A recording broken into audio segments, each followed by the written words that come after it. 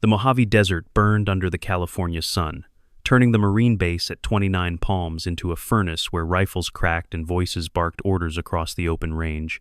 And while young men in camouflage sweated and cursed at missed shots, inside a dim latrine block, a woman knelt on her knees, scrubbing the floor as if her entire life depended on the shine of that concrete.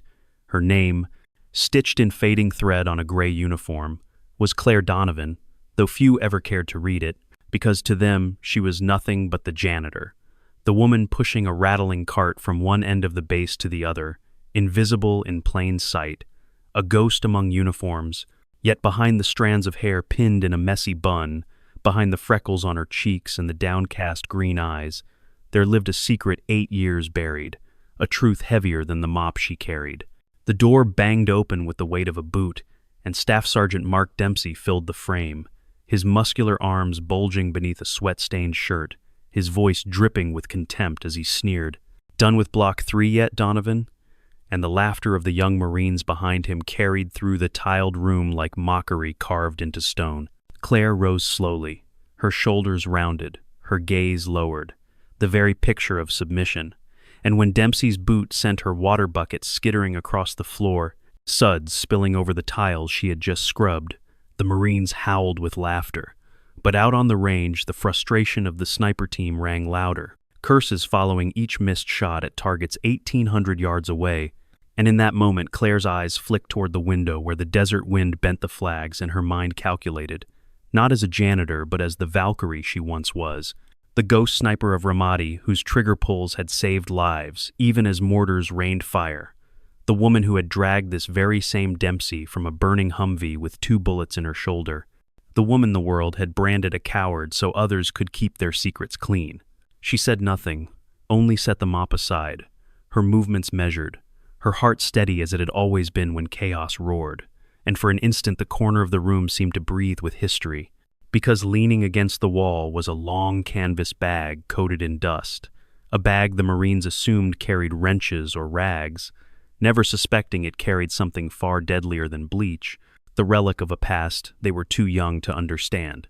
Claire's hands trembled briefly as she gripped her cart, not from weakness but from memory, from the weight of 8 years in the shadows, and under her breath, so quiet no one could hear, she whispered, "Some things never wash away." With that, she pushed open the door, sunlight striking her face, the sound of gunfire drawing her toward the range, where 5 frustrated Marines lay behind $50,000 rifles and failed again and again, and where destiny was waiting for a forgotten soldier disguised as a janitor, ready to remind them that not all heroes wear stripes on their sleeves, and not every battlefield ends when the shooting stops. The heat outside was suffocating, a curtain of desert air shimmering across the rifle range where 5 Marine snipers lay prone behind their state-of-the-art rifles, scopes glinting, barrels resting on bipods, and yet every shot rang out empty, steel targets standing untouched at 1,800 yards, taunting the very men trained to hit them, while officers paced with growing impatience and curses filled the air.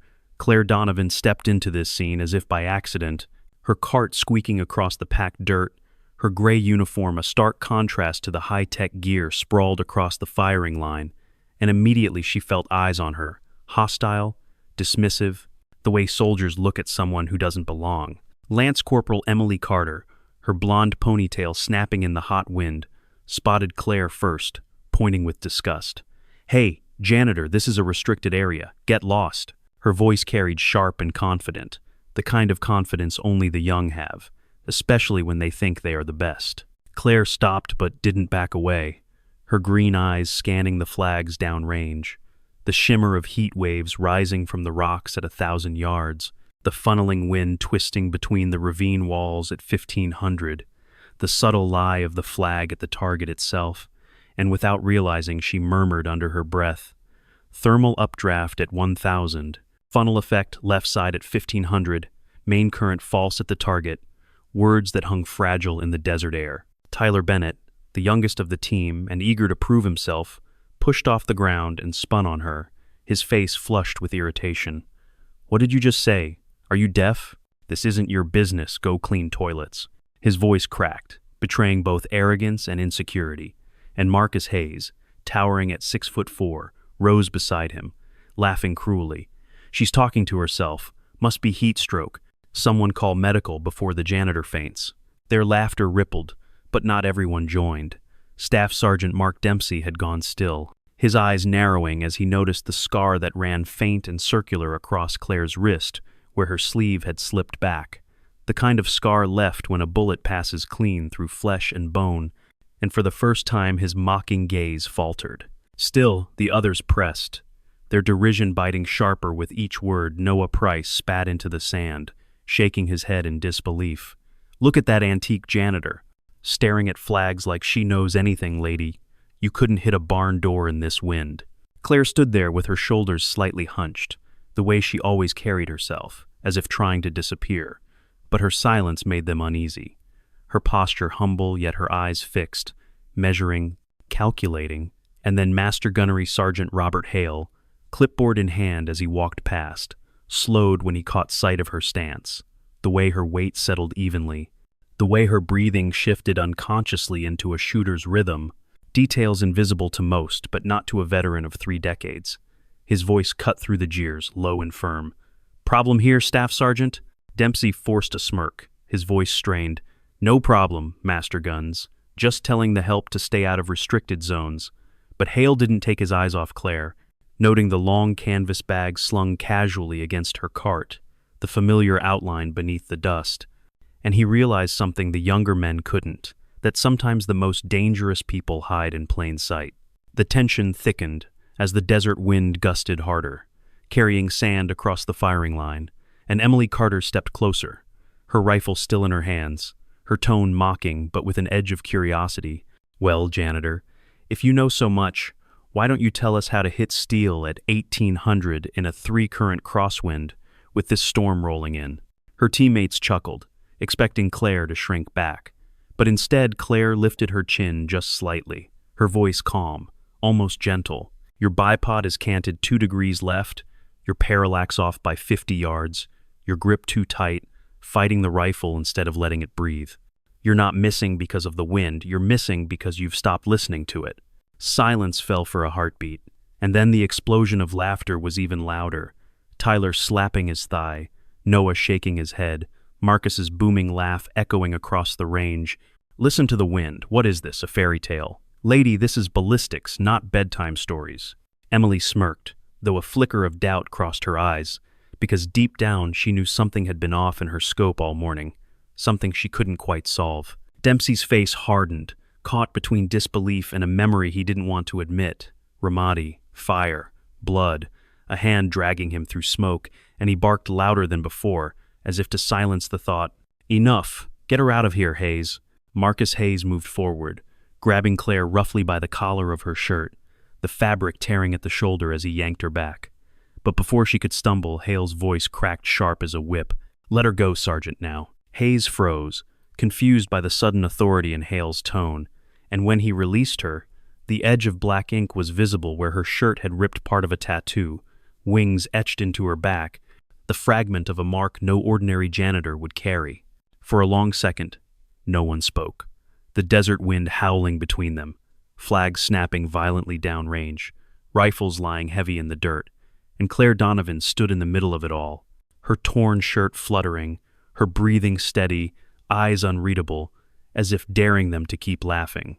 In that moment the mockery thinned, replaced by something colder uncertainty, and though none of the Marines would say it aloud, a question now hung heavy in the air. Who exactly was this woman they had been ridiculing all along? The desert air thickened as the wind picked up, dust swirling across the firing line like a restless ghost, and while the Marines squinted against the grit, Claire Donovan walked with deliberate calm toward her cart, her hands steady despite the tremor in her right wrist, and when she unbuckled the straps of the long canvas bag and laid it across the dirt, the laughter that had been simmering broke out again, Noah Price shaking his head with open derision. What's she got in there? A broom? Maybe a museum piece?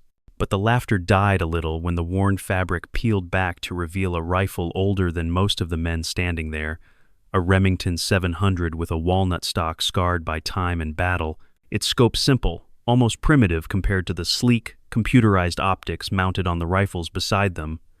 and Claire lifted it with the kind of unconscious competence only years of muscle memory could forge, settling the weapon into her hands as if it belonged there, not like something borrowed, but like an extension of her own body. Marcus Hayes scoffed loudly, spitting into the sand. "Lady, that thing belongs in a pawn shop?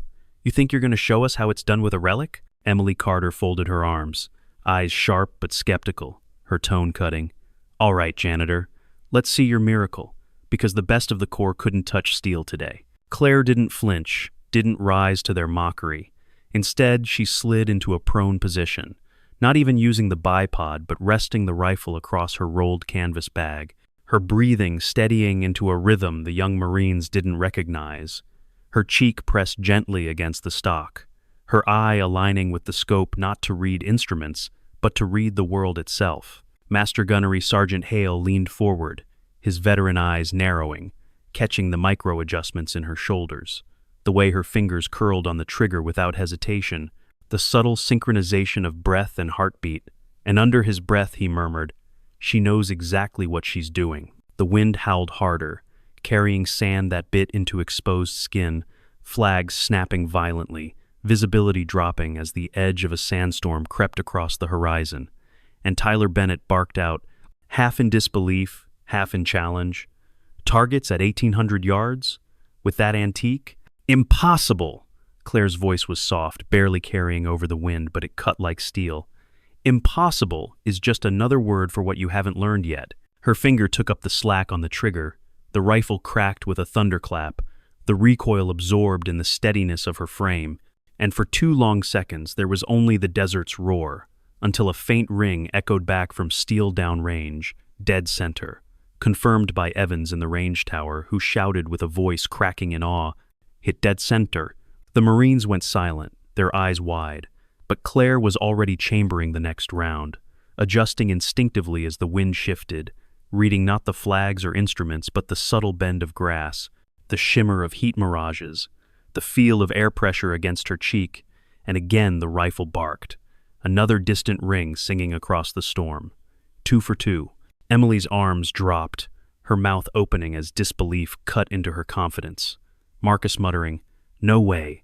No damn way." The third shot came as the sandstorm thickened, visibility dropping so low the targets blurred even through advanced optics. But through the primitive glass, Claire's eye stayed steady, her body knowing the rhythm of chaos as if it were an old song. And when the trigger broke the silence again, the steel answered faithfully, a third perfect strike. Sweat ran down Dempsey's face, though not from heat alone. His massive frame stood rigid as he watched the woman he had mocked minutes ago do what none of his team could manage. And he saw what the others missed, the way her tremor wasn't fought but incorporated, a rhythm she used as if her own body were part of the wind. 4 shots now, the storm raging, gusts unpredictable, dust devils dancing across the range, and yet the steel rang again, the 4th hit undeniable, the sound cutting through the disbelief until there was nothing left but silence, anticipation, and a rising respect none of them wanted to admit. Claire rested, inhaled deeply, then whispered, "One more, for the ones who didn't make it," her voice carrying a sorrow none of them understood, and she closed her eyes briefly as if in prayer before pulling the trigger for the 5th time. The storm swallowed the crack, the bullet fought its way through shifting currents, and for a moment it seemed lost, but then the steel sang, the 5th and final target struck, 5 out of 5 in conditions that should have been impossible. The Marines stood frozen, mouths dry, eyes fixed on her like they were seeing her for the first time, and even the storm itself seemed to pause, the desert holding its breath for the woman they had thought was nobody. Claire pushed herself up slowly, her joints stiff, the torn gray shirt fluttering, the edge of her tattoo visible, and as she slung the rifle with practiced ease, she looked at the stunned men and spoke with quiet finality. "Your computers can measure numbers, but they can't measure truth. The wind doesn't lie, you just haven't learned how to listen." The desert storm raged around them, whipping dust across the range, but no one moved, no one spoke, for the echo of Claire Donovan's 5th shot still hung in the air like a ghost that refused to leave, and the silence that followed was broken only when Master Gunnery Sergeant Robert Hale lowered his clipboard, his weathered eyes fixed on her with something close to awe, and then, almost as if summoned by fate itself.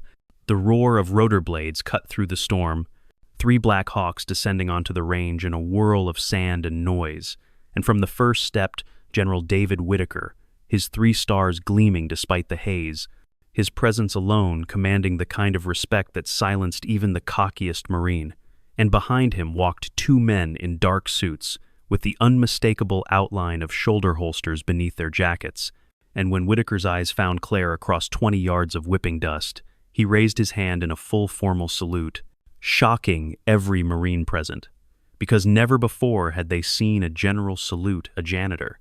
Claire did not return the salute. She couldn't. She was no longer in uniform, but she inclined her head, acknowledging the gesture, and for the first time in 8 years, she saw recognition instead of ridicule in the eyes staring back at her. Whitaker's voice carried despite the storm, gravelly yet unwavering. "Captain Donovan, or do you prefer Valkyrie?" A murmur spread across the line, the younger Marines exchanging bewildered glances, their laughter from earlier now turned to uncertainty, and Emily Carter's voice trembled as she whispered, "Captain?" while Tyler Bennett shook his head in disbelief. "That's impossible. My father said she was a deserter, a traitor." Whitaker stepped forward, sand crunching beneath his boots, his tone heavy with gravity. "What you're about to see does not leave this range. The classification has been lifted only minutes ago by presidential authority, and you will understand why this woman disappeared." He signaled one of the men in suits, who produced a rugged tablet, its screen flickering to life with the grainy green tint of night vision footage, and suddenly the desert of 29 Palms seemed to fade, replaced by the ghostly outlines of Ramadi, November of 2010, rooftops under starlight, mortar fire flashing in bursts that turned night into fragments of day, and a figure in a ghillie suit crawling across the top of a crumbling building, her movements precise, steady, every inch of her body speaking of experience, of muscle memory honed by years of war. "That's our Overwatch," Dempsey breathed, his voice hollow, recognizing the position instantly, the rooftop where 3 Marines Brooks, Chen, Martinez had drawn their final breaths, and the footage shifted, a civilian truck moving down the road toward the extraction route, its bed crowded with women and children, the kind of sight that had cemented the accusation against her, the image that had damned Claire Donovan as the sniper who broke position and cost lives. But then Whitaker gestured sharply, "Thermal overlay," and the screen changed, the blue forms of children flickering against the burning white heat of the truck bed itself, glowing with 400 pounds of explosives, a mobile coffin set to detonate beneath the extraction convoy. The roomful of Marines went utterly silent, the truth clawing into their chests, and on screen the sniper shifted, aimed, fired. The driver slumped forward, the truck halted yards short of its target, the lives of dozens saved in a single impossible decision. "Now watch," Whitaker ordered grimly, and the timestamp jumped forward 90 seconds, mortar rounds raining down with unnatural precision, tearing into the sniper's position with fury, not random fire but targeted strikes, betrayal written into every impact, and the lone figure did not retreat, did not abandon her post, but fired again and again, covering the extraction until the building collapsed beneath her, and still she moved, dragging herself through rubble, wounded, broken, yet alive, disappearing into the shadows to reach the rally point 6 blocks away. The video ended abruptly, the tablet screen going black, and the only sound was the storm's howl outside.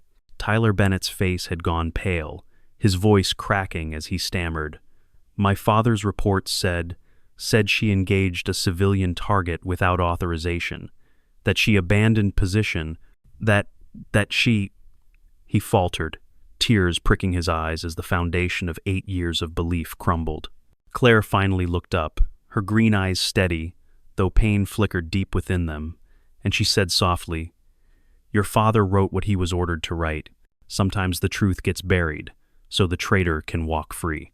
Emily Carter stumbled back a step, her fists clenched, her voice breaking. "My brother died there, Brian Carter. He wrote that you left them, that you chose civilians over Marines." Claire's voice was no louder than the whisper of the storm outside, but it carried, "I chose to stop Rashid, the man who planned to blow your brother sky high, and someone on our side gave him our position. Your brother never had a chance, not because of me, but because betrayal sat higher than us all." Dempsey's face, once carved from stone, cracked, the weight of 8 years of hatred dissolving into horror as he realized she had saved his life that night, pulling him from the burning Humvee even as her own blood poured out, and he whispered with a voice raw from guilt, "God help me. I called you a coward. For 8 years I believed the lie." Hale's voice rumbled, low but firm. "And for 8 years she carried the blame so you didn't tear yourselves apart searching for answers that would have gotten you killed too." The younger Marines stood frozen, their arrogance shattered, their world turned upside down, and outside the storm pressed against the walls of the range building, as if the desert itself bore witness to the truth, at last revealed. And for the first time in years, Claire Donovan was no longer just a janitor, she was Valkyrie, vindicated, but carrying scars that no video could ever erase. The storm outside pounded against the range buildings like a living thing, sand scraping at the windows with 1,000 tiny claws, but inside the silence was heavy, thick with the weight of revelation, until the low thrum of rotor blades cut through once more, and a lone helicopter approached from the west, its markings civilian but its flight pattern unmistakably military, and every Marine on the line stiffened as it descended onto the barren desert floor, kicking up a cyclone of grit, and from its cabin stepped a tall man with silver hair and the practiced calm of bureaucracy wrapped around him like armor.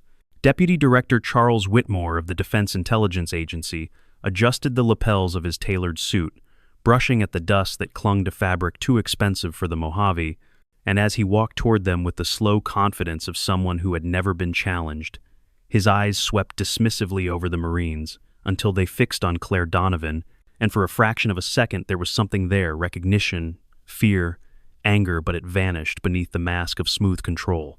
"I heard there was a security breach," Whitmore said, his voice cultured, resonant, calculated to dominate any room, and imagine my surprise to find it centered on a woman who should have been halfway across the world, a deserter from Ramadi. The words landed heavy. But this time no one laughed, no one sneered, for the Marines who had once mocked Claire stood silent, their eyes narrowed, their faith in the man unraveling even before the confrontation began. Staff Sergeant Dempsey, still wrestling with the collapse of 8 years of belief, took a step forward, his massive frame trembling with restrained rage. "She's no deserter. She saved us, saved me, when you left her to burn." Whitmore's brows arched with feigned surprise, his tone sharp. "I beg your pardon, Sergeant, but the official record is a lie," Emily Carter snapped, her voice trembling but firm, her youth no longer filled with arrogance but with fury. "We've seen the footage. We know the truth." For the first time, Whitmore's polished mask cracked, his eyes flashing as he demanded, "Footage? What footage?" All operational recordings from Ramadi were destroyed in the server fire of 2011. General Whitaker stepped forward then, his voice low but cutting through the storm like a blade. "Funny thing, Charles. Some things don't burn as easily as you'd like. Captain Donovan here kept her own record, her own insurance. She's been sitting on it for 8 years, waiting for you to slip." The statement was a lie everyone except Whitmore knew. The footage had come straight from CIA archives declassified minutes ago, but it was enough, and Whitmore's face paled beneath the desert sun, his voice rising in brittle anger. "Where is it? Where is this so-called evidence? She had no right." Claire, who had stood silently all this time with her rifle still slung at her side, finally spoke, her voice soft but carrying an edge sharp enough to cut bone. "I had no right to protect myself when you sold our position to Rashid? No right to drag 3 bodies through hell because you were counting your blood money?" The accusation hung in the air like thunder, and though Whitmore let out a laugh, it was hollow, strained, a desperate sound clashing against the storm. "That's quite the story, Captain. But do you have proof?" he sneered. Claire's hand went to the canvas bag, and from it she drew not her rifle this time, but a battered leather notebook, its corners worn, its pages filled with years of careful writing, and she held it up for all to see. "Communications logs," she said evenly, "showing contacts between your office and insurgent couriers. Bank records of deposits, timed perfectly with our compromise missions. Every trail leads back to you." Whitmore's composure fractured, sweat beading on his temple despite the cooling gusts of the storm, and he barked at Whitaker. "General, arrest this woman immediately. She's deranged, delusional, making baseless accusations. But Whitaker did not move. Instead, he gave the smallest nod to his security team, men in black suits stepping forward with weapons ready, and his voice boomed over the storm. Deputy Director Charles Whitmore, by authority of executive order, you are under arrest for treason, espionage, and the murder of United States personnel. Panic flashed in Whitmore's eyes, and in a reckless burst he turned to flee. But he had taken only 3 desperate strides when a massive hand clamped down on his shoulder.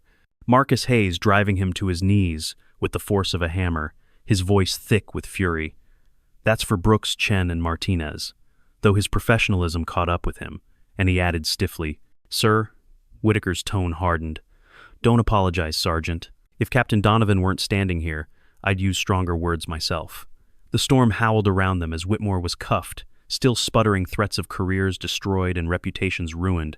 But the power was gone from his voice, replaced with the hollow desperation of a man unmasked. Claire stood apart, watching with no triumph in her eyes, only exhaustion, the weight of years pressing down on her shoulders. And when Dempsey finally turned to her, his voice raw with regret, "Ma'am, I'm sorry. 8 years I called you a coward. 8 years I hated you." She looked at him quietly and said, "You believed what you were told. That was the point. Your anger, their grief, it all sold the lie. It kept Whitmore safe. That's why I stayed silent." Emily Carter's cheeks were streaked with tears, her fists trembling. "But the cost, it cost you everything. Your career, your name, your life." Claire's gaze shifted toward the storm beyond the window, her words steady but heavy. 3 Marines died because betrayal walked among us. If my silence gave their families someone to blame, if it caught the man who sold them out, then it was worth it. And as the storm howled louder, shaking the very walls, the young Marines realized that the woman they had mocked for scrubbing toilets was the reason they were still alive, and that the real traitor was now shackled at their feet, dragged away into the storm he had once controlled, his downfall echoing in every grain of sand that lashed against the desert walls. The storm finally broke, its fury fading into a restless whisper, the walls of the range control building rattling as if the desert itself had exhaled, and inside the Marines gathered in a circle around Claire Donovan, no longer mocking, no longer doubting, but watching with a mixture of awe and guilt as General Whitaker stepped forward with the gravity of a man who carried both orders and respect, his voice steady as he declared, "Captain Donovan, this morning the President signed your full reinstatement back pay, rank restored, assignment of your choice. America needs you back." And the words seemed to hang in the air, heavy and tempting. But Claire stood unmoving, her torn gray shirt still fluttering from the draft, her green eyes calm as she shook her head slowly. "I appreciate the offer, General, but I'm done with that life." A murmur rippled through the room, disbelief etched on young faces. Emily Carter's brows furrowed, Tyler Bennett's lips parted as if to protest. Even Dempsey's massive frame seemed to deflate, because they had expected a triumphant return, a vindicated warrior stepping back into the spotlight, not this quiet refusal. Whitaker's eyes narrowed, not in anger but in something closer to sorrow. "Captain, you are one of the best shooters this country has ever known. You've carried burdens no one should bear, and you still stand. Why walk away now?"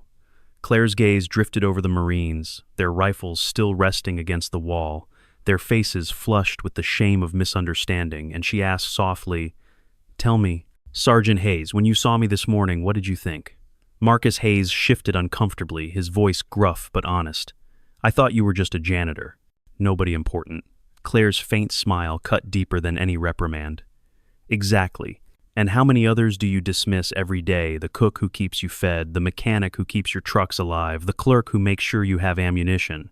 How many invisible hands hold this place together while you walk past without seeing?"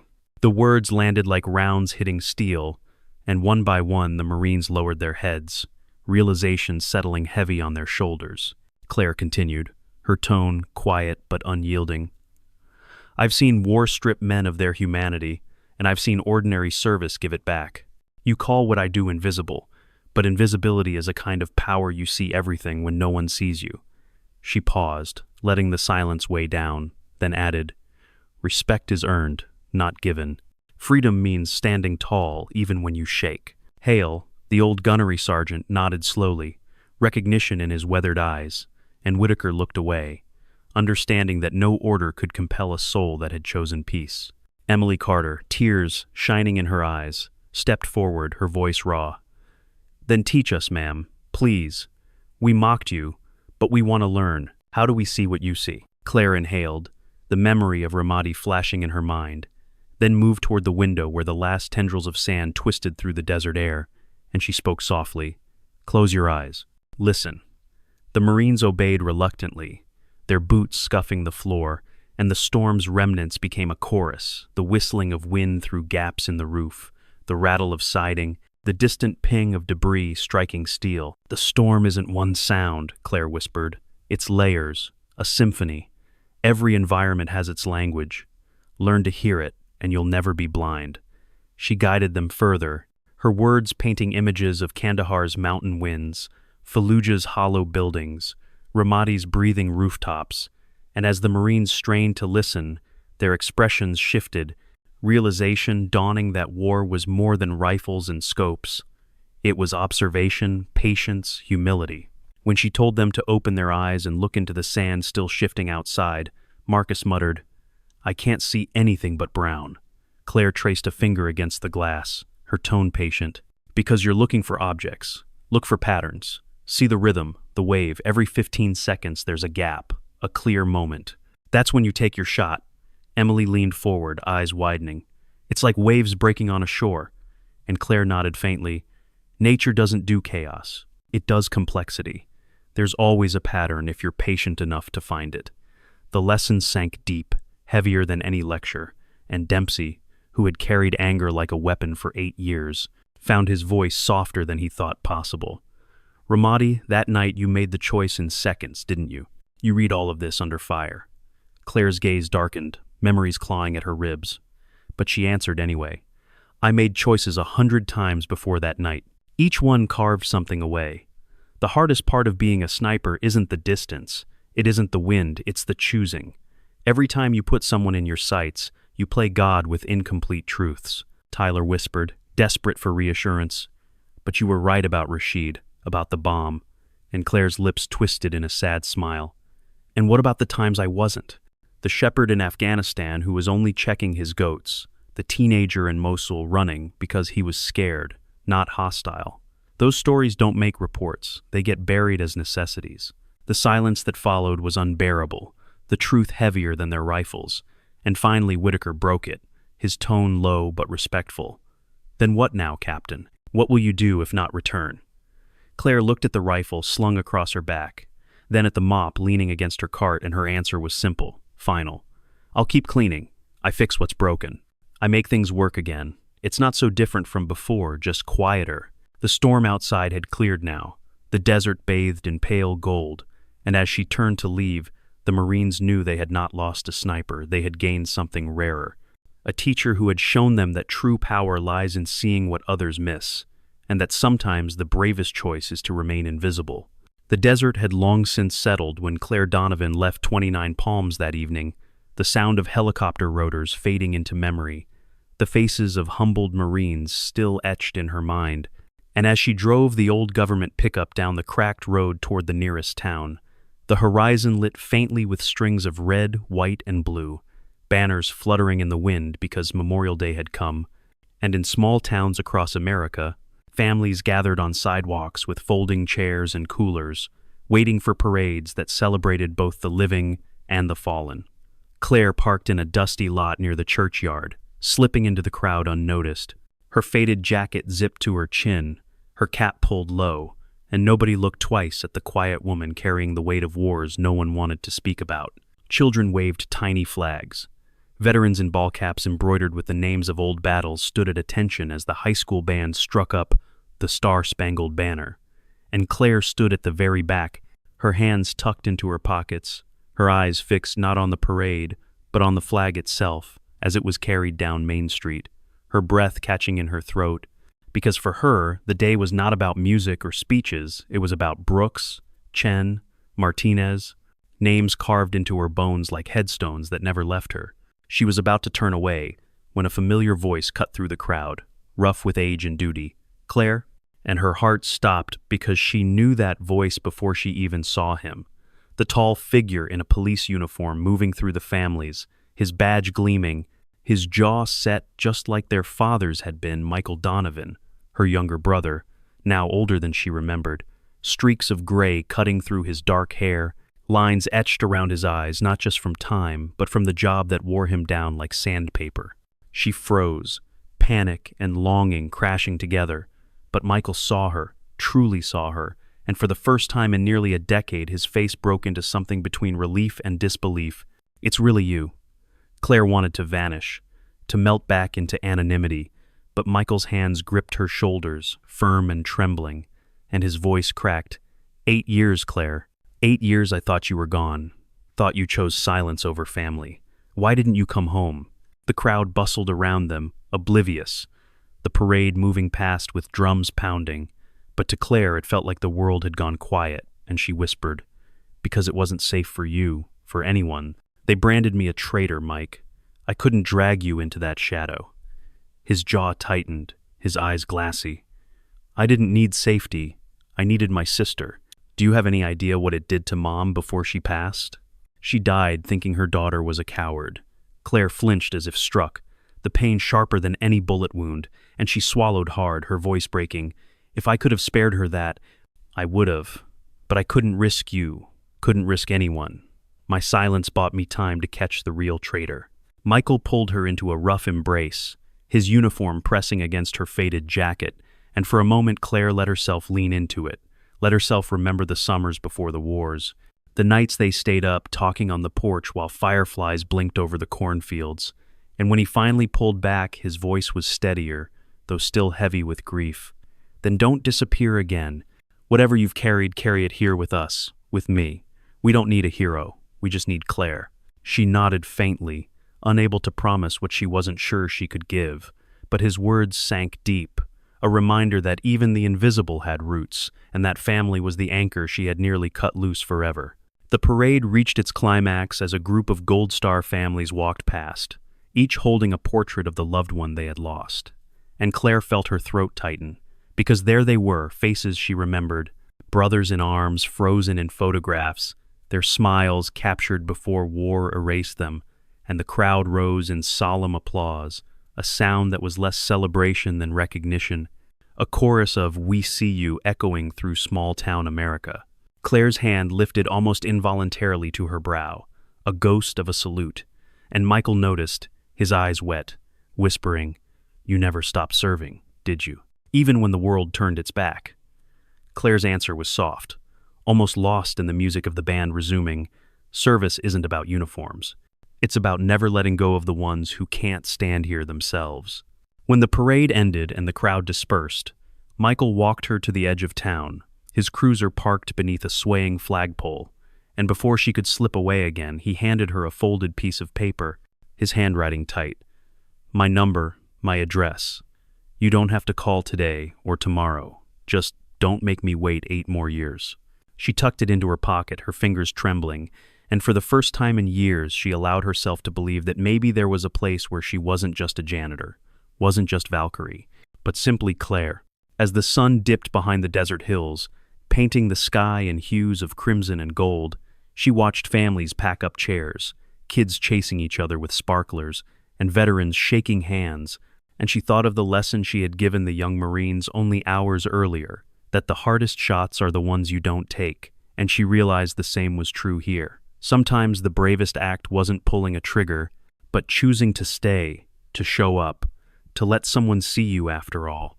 The Memorial Day crowds had faded into memory, leaving only echoes of brass bands and children's laughter in the quiet streets, and Claire Donovan returned to her rented apartment above a laundromat on the edge of town, a place that smelled faintly of detergent and dust, a place where no one asked questions as long as the rent was paid on time.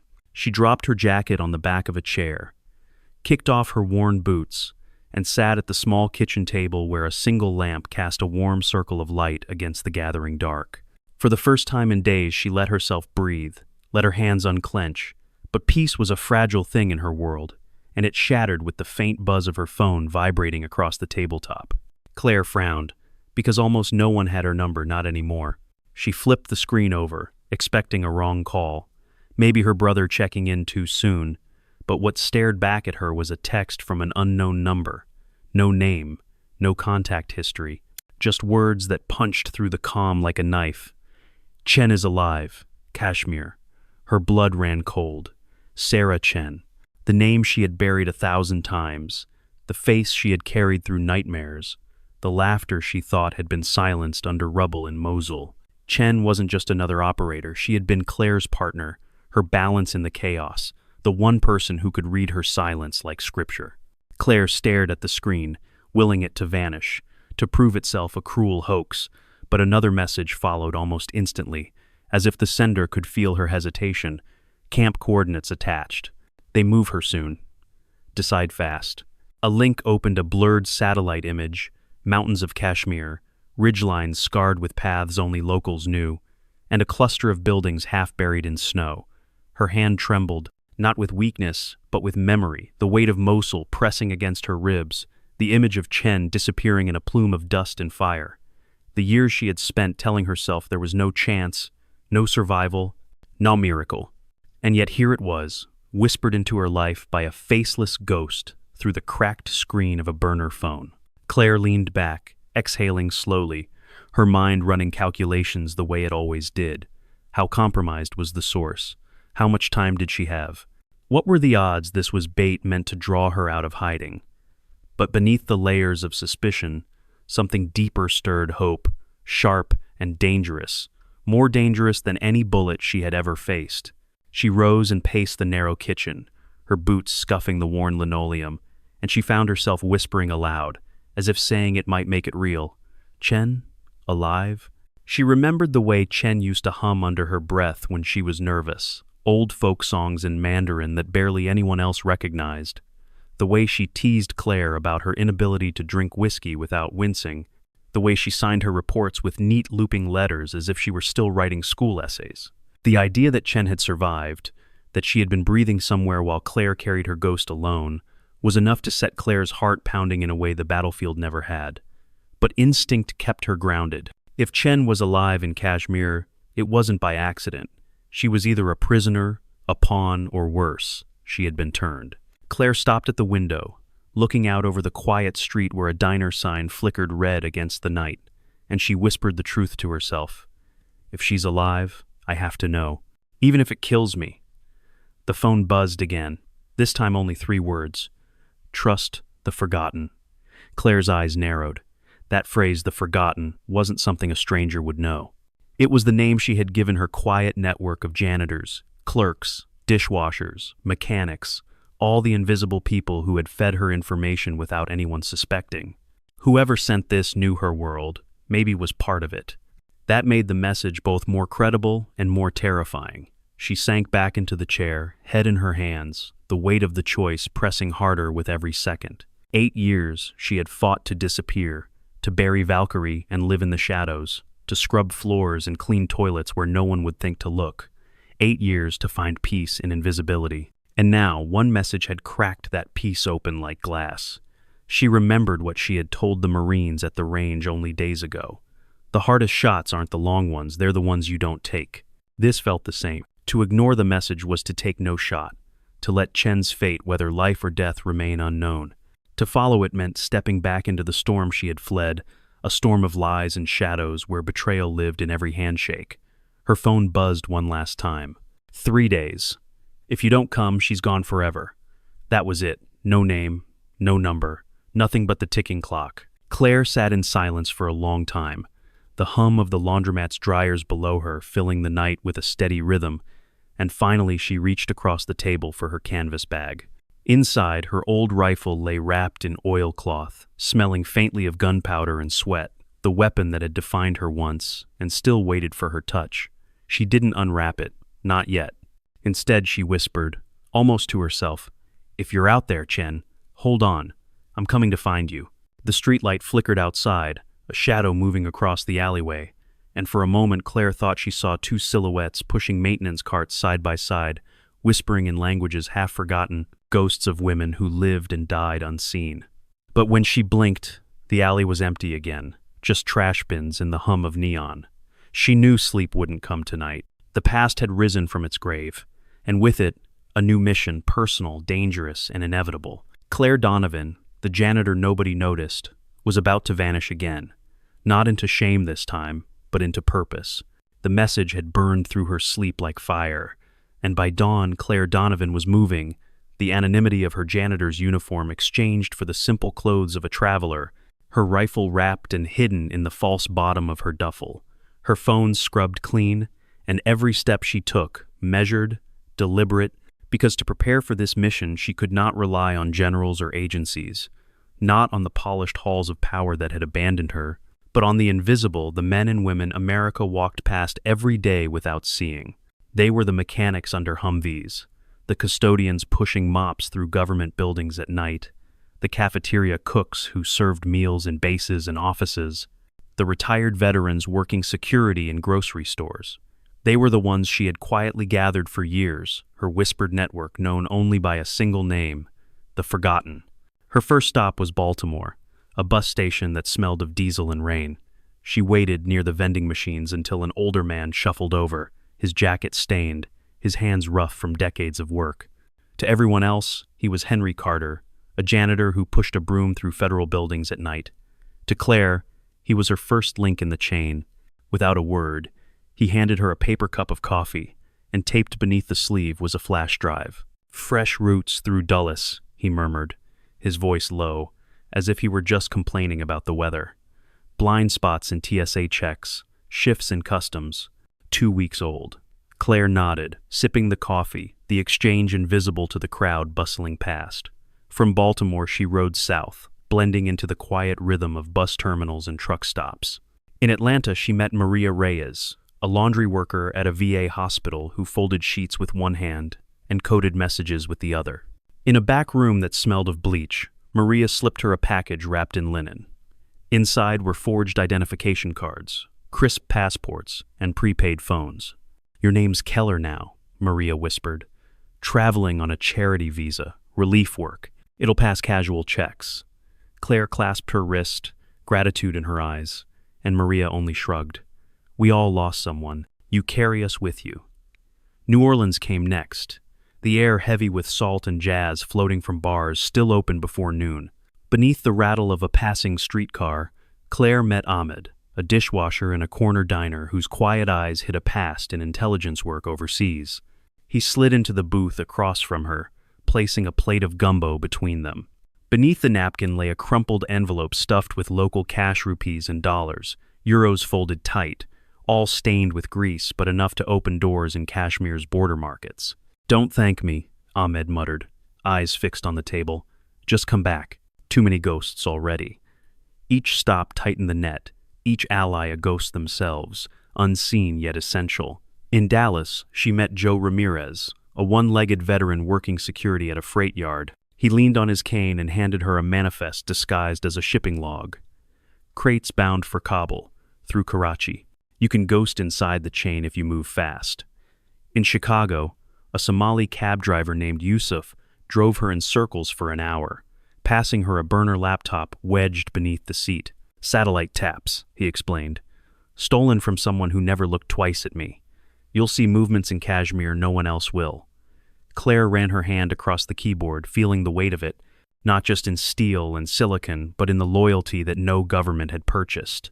By the time she reached Los Angeles, the sun bleeding gold over the Pacific, her bag was heavier, not with weapons but with lifelines. In a dim diner off a side street, the last of her contacts arrived an elderly Vietnamese woman named Lan, who had been cleaning offices in LA for 30 years. She sat across from Claire, her posture straight despite her years, and set down a battered envelope sealed with tape. "This is the last piece," Lan said softly, her accent threading through her words. Inside was a simple photograph, a training camp hidden in the mountains, the same one from the anonymous text, but clearer, marked with hand-drawn notes in the margins.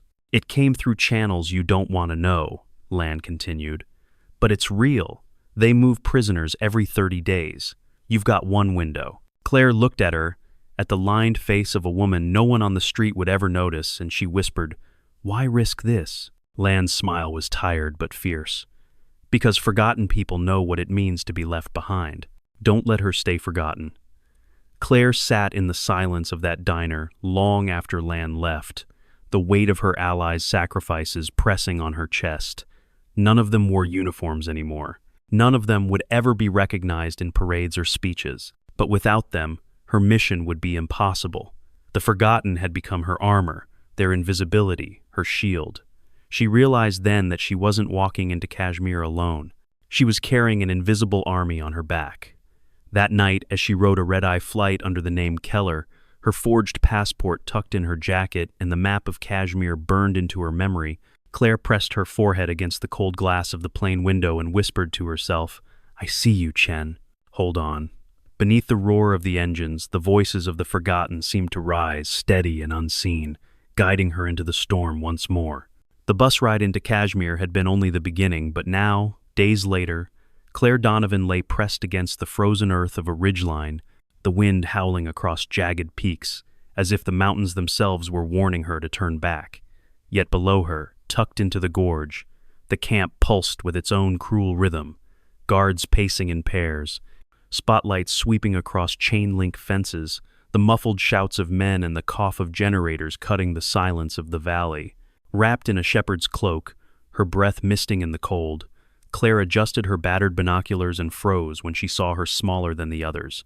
Her gait uneven, but unmistakable, the tilt of her head, the narrow shoulders that had once carried rifles and secrets beside her in Mosul. Sarah Chen, alive. Claire's chest clenched, not with triumph but with dread, because hope was a dangerous fire in these mountains, and she had learned long ago that ghosts did not return without cost.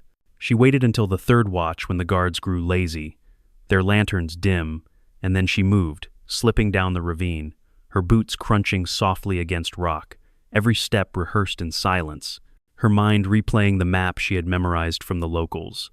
A gap in the outer fence near the water runoff, the blind spot in the searchlights, the barracks where prisoners were held before transport. She slid through the cut in the wire, her duffel tight against her chest, the Remington hidden inside, her hands steady as the tremor in her wrists settled into its old rhythm. At the barracks wall she crouched, listening to the cadence of boots nearby, then pushed the door open just enough to slip inside. The air was damp, smelling of sweat and mildew, and there in the half-darkness sat Sarah Chen, her hair matted, her face thinner but her eyes God, her eyes still burning with the sharpness Claire remembered. For a moment neither spoke, the years collapsing between them in silence, more deafening than any mortar barrage. Then Chen's voice cracked the air, soft, cautious. "Valkyrie?" Claire's breath caught, her throat tightening. Sarah, she wanted to step forward, to embrace her, to prove this wasn't another hallucination born of guilt, but Chen's body tensed, her eyes darting toward the shadows. "You shouldn't have come," she whispered. "They're watching me. You think I'm a prisoner? I'm bait." The words hit harder than bullets. Claire's mind raced. Was Chen warning her, or was she turned? But there was no time to decide, because outside shouts erupted, boots slamming the ground, the alarm of discovery rising through the night. Claire grabbed Chen's wrist, the scarred one she had once bandaged years ago, and hissed, "Then we leave together or not at all." What followed was chaos. Guards flooding the compound, spotlights cutting through snow and smoke, Claire firing precise, impossibly calm shots through the storm of noise. Every pull of the trigger measured not by rage but by discipline, by the rhythm she had taught herself to hear in the desert winds. Chen moved beside her, slower but still lethal, her knife flashing in silence against men who underestimated a prisoner. They burst through the breach in the fence, just as the first mortars lit the ridge, running side by side into the mountains, chased by voices that grew fainter with each desperate step. Hours later, breath ragged, they collapsed against the rocks of a high pass, the valley burning below, and Claire finally turned to Chen, searching her face. "Are you with me?" she asked, her voice raw. Chen's answer was a tired smile, bitter but real. "I was always with you. They couldn't break that. Not then, not now." As dawn broke, painting the peaks in crimson and gold, the two women watched smoke rise from the camp like incense for the dead, and Claire felt the weight of every ghost. Brooks, Chen, Martinez rest lighter for the first time. The world would never know this battle, never mark it in speeches or parades, but it didn't matter, because the Forgotten never fought for recognition, they fought because someone had to. Claire rose slowly, her knees stiff, her rifle heavy against her back, and whispered into the wind, "I'll go back to the shadows. It's where I belong." Chen's hand touched hers briefly, a bond unspoken, and together they walked toward the ridgeline, disappearing once more into anonymity. And as their silhouettes faded, I want you, the one listening, the one who has walked every mile of this story, to remember that invisible heroes are all around us. They may wear uniforms, or they may push carts down hallways, they may serve food or sweep floors, but they see, they endure, and sometimes they save lives no one will ever thank them for. If you felt the weight of Claire's journey, if you believe stories like hers deserve to be told, then let this not be the end. Share her story so others can see. Press the like so it carries further, and subscribe so you don't miss the next chapter of battles fought in silence. Because the forgotten are never truly forgotten, not if we choose to remember them. Thank you for staying until the very end of this long road. From me, and from the ghosts who walk beside Claire Donovan, goodbye for now, until the next story calls.